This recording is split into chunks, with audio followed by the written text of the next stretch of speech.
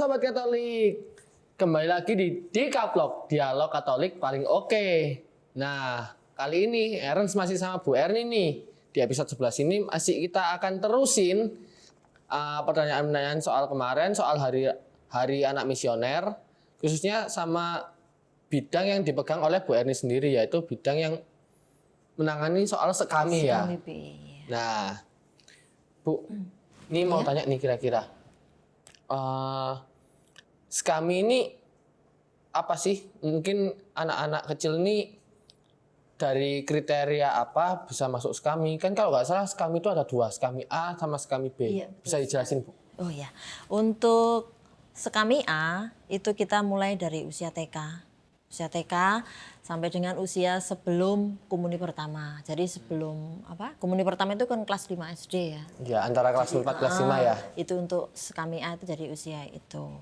Terus untuk Sekami B kita mulai dari setelah komuni pertama, jadi kelas 5 itu sampai nanti sebelum Krisma. Jadi sekitar kelas 9 gitu.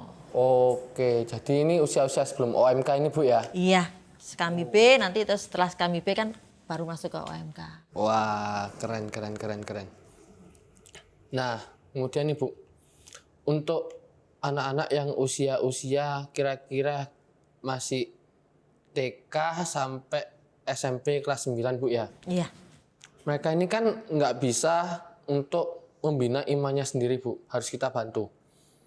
Kira-kira nih, sebagai kaum-kaum milenial, sebagai mungkin ada teman-teman Sobat Katolik semua yang udah jadi pasangan, udah berkeluarga, mempunyai anak yang masuk di kriteria Sekami anaknya, kemudian atau kita-kita yang belum menikah, yang masih menjadi kakak-kakak dari adik-adik ini. Iya. Apa sih Bu yang bisa kita bantu untuk melakukan pembinaan iman khususnya buat adik-adik Sekami ini, Bu? Sebenarnya itu penting sekali, Mas. Jadi kakak-kakak itu diharapkan mendukung adik-adik mereka. Jadi kayak anak-anak kecil, adik-adik mereka itu tanpa dukungan dari yang kakak-kakaknya yang sudah besar itu kan juga mereka mau melangkah juga bingung mau apa, gimana gitu. Jadi sebenarnya itu diharapkan sekali untuk kakak-kakaknya itu untuk membantu kami. Jadi kayak kami itu para pembina, saya sebagai koordinatornya, ada para pembinanya, itu kan nggak mungkin kita tuh berjalan sendiri gitu loh. Berjalan cuma beberapa orang pembina. Saya ngumpulkan dari tiap lingkungan itu satu orang pembina.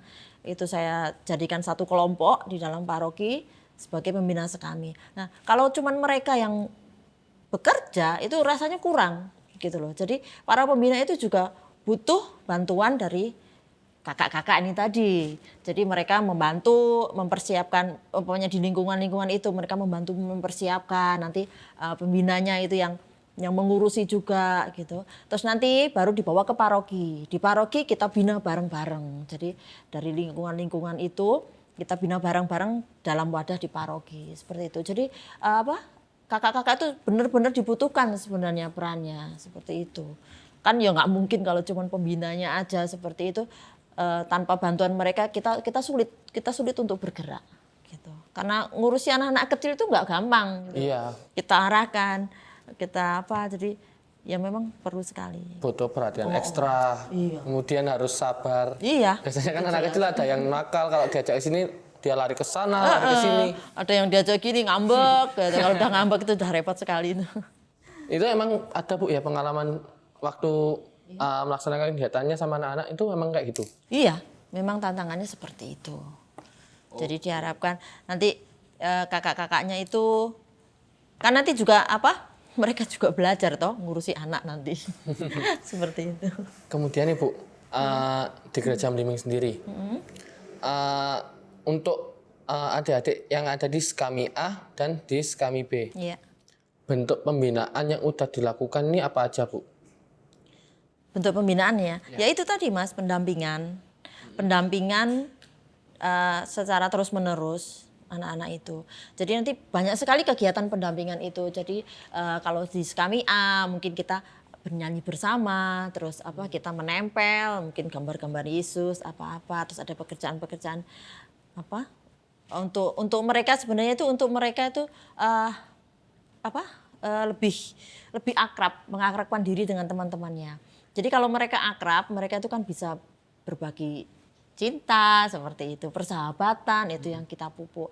Jadi kita beli kegiatan-kegiatan seperti itu. Kalau di Skami B sendiri, yang anak-anak yang agak lebih besar, itu kegiatannya kalau seperti Skami A itu mereka sudah nggak mau. Jadi mereka lebih banyak suka keluar seperti itu. Banyak kegiatan keluar. Terus kayak kemarin kita ada bikin vlog dilombakan seperti itu. Itu kebanyakan disukai oleh anak-anak Skami B. Jadi mereka bikin sebuah drama-drama pendek, terus mereka bikin monolog seperti itu yang sekarang digemari anak-anak Tetap Skami B. disesuaikan sama rentang usia mereka ya. Iya. Kalau nggak sesuai juga mereka malas. Sekarang kalau anak-anak yang sudah Skami B itu sudah besar-besar, mereka disuruh menempel gitu rasanya sudah enggak mau kan seperti itu. Jadi kita juga harus menyesuaikan dengan usia mereka, apa yang mereka inginkan seperti itu. Pernah nggak Bu, kegiatan Skami ini yang dilakukan ini di luar paroki kita? Misalnya kita bergabung sama kelompok-kelompok Skami dari gereja lain, mungkin dari keuskupan lain, atau mungkin sampai ke Indonesia ini. Iya. Memang pengennya itu seperti itu. Sebenarnya Skami itu luas. Jadi kita nggak hanya di Indonesia tapi sudah di dunia. Dan itu sudah berjalan di luar Indonesia. Tapi untuk di Indonesia sendiri saya lihat tuh mereka masih satu keuskupan ngadakan acara sendiri. Kayak di Malang ini itu ya puji Tuhan di Gereja Blimbing ini kita jadi pionir. Jadi di Keuskupan Malang itu Gereja Blimbing baru yang ada Skami. Itu iya itu yang pertama. Seperti itu. Bangga nih teman-teman sahabat Katolik yang dari Blimbing harus bangga nih. Kemudian tujuan yang ingin dicapai sama pembinaan ini dari kegiatan-kegiatannya Skami ini sebenarnya apa aja sih? Apakah ada misi khusus buat anak-anak? Harus nanti anak-anaknya yang ini ntar besar jadi misionaris misalnya? Atau gimana Bu? Enggak juga sih Mas, kita cuma mengarahkan secara universal tadi. Enggak kalau anak itu kamu umpamanya Mas sendiri ya, ibunya bilang kamu besok besar harus jadi romo. Enggak mau. Kan seperti itu jadi beban untuk anak-anak itu sendiri. Jadi kita bukan seperti itu. Jadi kita enggak harus menekankan kamu besok harus jadi suster, kamu besok harus jadi misioner. Enggak seperti itu. Jadi anak-anak nanti kalau kita dari awal kita ngomong seperti itu, kita tekan seperti itu, lari nanti enggak ada yang mau. Iya. Jadi harus kita ya gimana lah namanya anak-anak itu gampang-gampang susah Mas kalau kita pegang namanya anak ya. Kalau sudah dewasa gitu mungkin mengarahkannya lebih gampang. Tapi kalau anak-anak memang kita harus pendekatan secara anak-anak seperti itu. Nggak bisa kalau kita menekankan harus seperti ini. Wah itu tidak bisa. Lebih susah mana sih Bu mendampingi anak-anak yang di Skami A atau yang di Skami B? Sebenarnya kalau susah gampang itu ya tergantung. Di Skami B kita punya kesusahan dan kegampangan sendiri dan di Skami A juga seperti itu. Jadi kan karena beda umur tadi, jadi ya berbeda masalahnya seperti itu. Mungkin yang kalau di Skami A mungkin anak-anak TK ini ada yang nggak mau dilepasin sama mamanya gitu mungkin ya. Ada yang mamanya harus nungguin dari awal kegiatan sampai selesai, ada yang seperti itu. Tapi juga ada yang mereka pemberani anaknya, jadi sudah ditinggal orang tuanya sudah bukan masalah lagi seperti itu. Oke. Pertanyaan yang terakhir nih Bu, Ya. selama kegiatannya Ibu sama timnya di Skami ini Bu ya, apakah Ibu mendapatkan dukungan dari anak-anak muda Katolik? Dukungan sih ada Mas, tapi saya pengennya itu lebih. Jadi anak-anak muda Katolik itu lebih lagi mendukung gitu. Jadi kami itu untuk jalan. Kan kami punya 1 tahun itu punya rencana-rencana yang harus kami jalankan ya untuk menggerakkan kami baik A maupun B ini. Jadi kami itu butuh banyak sekali tenaga gitu.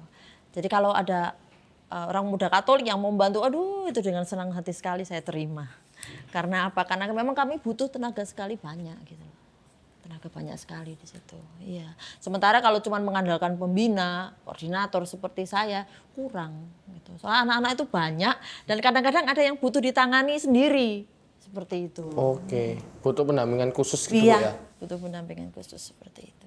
Emangnya tenaga yang seperti apa sih Bu? Maksudnya kalau misalnya saya nih, Iya. saya nggak punya basic apa-apa untuk mendampingi anak-anak. Tapi saya pengen ikut ambil bagian tuh, bisa nggak Bu? Oh, bisa sekali. Kita ndak menentukan harus punya basic seperti apa kalau pengen mendampingi, enggak. Jadi sebenarnya itu kan bentuk pelayanan. Pelayanan itu yang penting dalam hati kita sudah ada kata mau. Tuhan, saya mau melayani, saya mau membantu di sini. Itu sebenarnya. Jadi enggak harus kita, kalau kita mau melayani kita harus pinter dulu gitu, enggak. Tuhan bukan seperti itu kalau saya bilang ya. Jadi yang penting mau. Kalau pelayanan itu yang utama mau. Kalau sudah mau nanti semuanya akan berjalan. Dan semuanya akan Tuhan sendiri yang mengaturnya seperti itu. Niatnya ya, yang penting mau yang merangkul, penting mau ikut bekerja. Ya, sahabat-sahabat Katolik, ini kan udah kenalan nih sama Bu Erni, udah mengenal apa itu SKAMI, gimana kegiatannya, apa misinya. Nah, boleh monggo banget kalau mau ikut join, ikut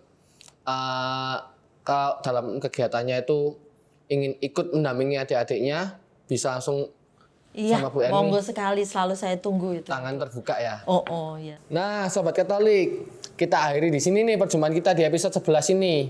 Jangan lupa untuk terus saksikan di K-Vlog, Dialog Katolik paling oke, setiap hari Jumat jam 6 sore. Bye-bye.